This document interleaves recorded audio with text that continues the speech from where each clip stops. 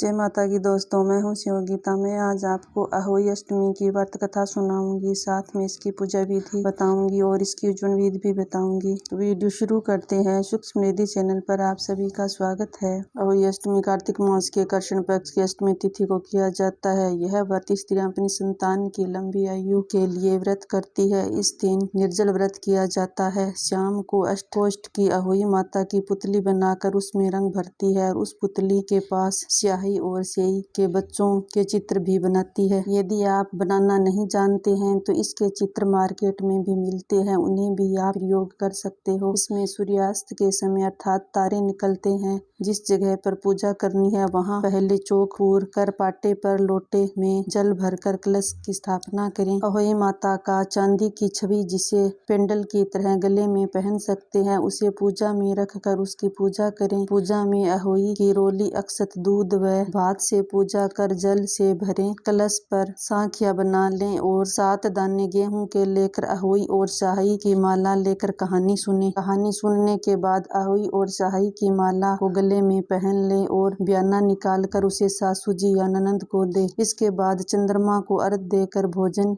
करें। दिवाली के बाद किसी भी शुभ दिन गले की माला उतार कर उसे गुड़ का भोग लगाकर जल के छींटे देकर उसे नमन करें। जितने बेटे हो उतनी बार, जिन बेटों का विवाह हो गया उतनी बार चांदी के 2-2 दाने अहोई माता के पेंडल में डालती जावे। ऐसा करने से अहोई देवी प्रसन्न होती है और बच्चों को दीर्घायु बनाती है और घर में मंगल करती है। इस दिन पंडितों को पेठा दान करना चाहिए, विशेष फल की प्राप्ति होती है। अहोई माता का उज्जवल करने के लिए जिस साल बेटे का विवाह होता है या बेटा पैदा होता है उस साल अहोई माता का उज्जवल करते हैं। एक थाल में 8 जगह 4-4 पूड़ियाँ और उन पर थोड़ा हलवा रखते हैं और एक पीली साड़ी, ब्लाउज और सामर्थ्य अनुसार रुपए रखकर सासू जी को देते हैं। सासू जी साड़ी और रुपए अपने पास रख कर हलवा पूरी का बायना बांट देते हैं। अब मैं आपको कथा सुनाती हूँ। एक साहूकार था, उसके 7 बेटे थे और एक बेटी थी और 7 बेटों की शादी हो चुकी थी।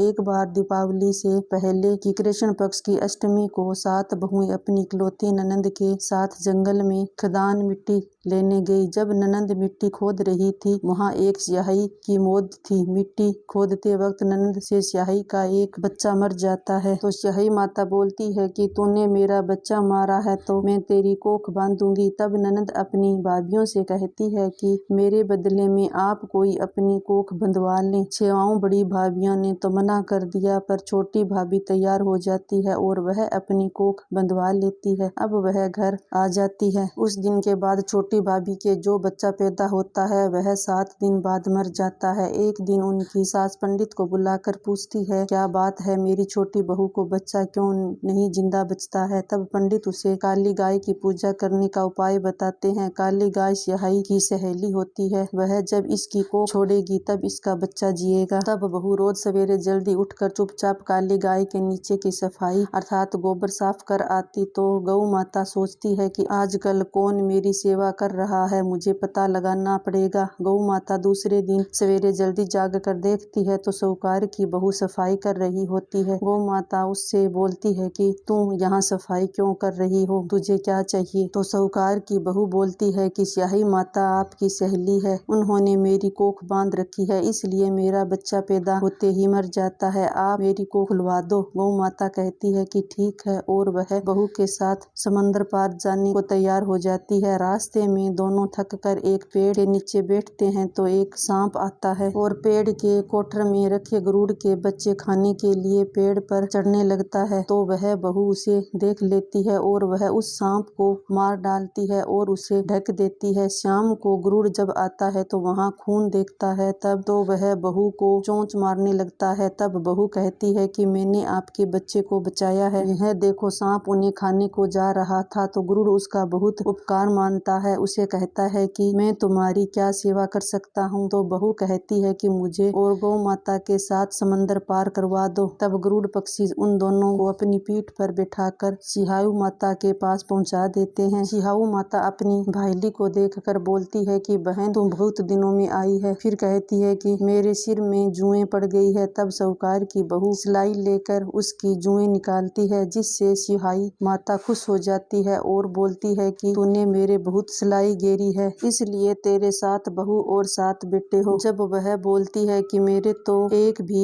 बेटा नहीं है, 7 कैसे होंगे? स्याहू माता पूछती है क्या बात है? तब बहू बोलती है कि आप वचन दो तो मैं बताऊंगी। तो स्याहू माता वचन देती है। तब बहू कहती है कि आपने मेरी कोख बंद कर रखी है, मेरे बच्चे कैसे होंगे? यह सब सुनकर स्याही माता बोलती है तूने तो मुझे ठग लिया है, मैं तो पहले तेरी कोख नहीं खोलने वाली थी, पर अब मुझे तेरी कोख खोलनी पड़ेगी। जा, तेरे 7 बेटे और 7 बहू होंगे, तू घर जाकर अष्टमी अहोई की पूजा करना और उज्जमन करना। बहू लौटकर घर आई तो उसके 7 बेटे और बहुएं थी। वह सबको देखकर खुश हो गई। अब अष्टमी के दिन उसने माता अहोई बनाकर पूजा व उज्जमन किया। इधर जेठानियां आपस में कहने लगी कि जल्दी जल्दी अहोई माता को धोख कर पूजा कर लो, और उनके बच्चों से कहती है कि जाओ चाची के घर देख कर आओ कि वह अभी तक रोई क्यों नहीं। बच्चे जाकर देखते हैं तो वहाँ चाची कुछ मांड रही होती है और उज्जमन कर रही होती है। वे जाकर अपनी